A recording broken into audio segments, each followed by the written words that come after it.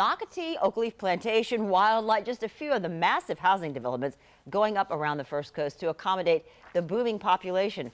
The number of people in Jacksonville alone rose nearly 11% from 2017 to last year. It's growing at a faster rate than the state is, more than 6 times faster. But as this land is developed, the wildlife is being pushed out, including the animal that probably gives most people the willies. To say, if you're a native, you probably grew up learning the good ones from the bad ones, but it is time to get a refresher and a lesson for all those people moving in because we're seeing snakes. Here on your side is Jeff Vallon.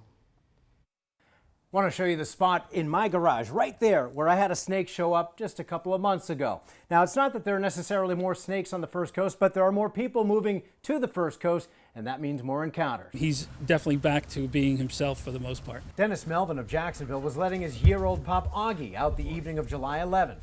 Augie was bitten by a cottonmouth water moccasin. It was sitting right here. Melvin and his wife were able to kill and identify the snake and thankfully get Augie life-saving help within an hour. His paw was swelling up immediately. Brandon Booth with A1 Trapper Wildlife Removal says cottonmouth moccasins, diamondback and pygmy rattlesnakes, and coral snakes are the dangerous species on the First Coast. They like to follow the intercoastal and the ocean a lot because there's lots of food for them. And that building development inevitably means more human-snake encounters. Because it's pushing snakes out of areas where they've been used to being, for forever. Sometimes near or even into homes. What to look for? The head on a viper is always going to be bigger because they have the venom sacs on their lower jowl. But the coral snake, the deadliest, isn't even a viper.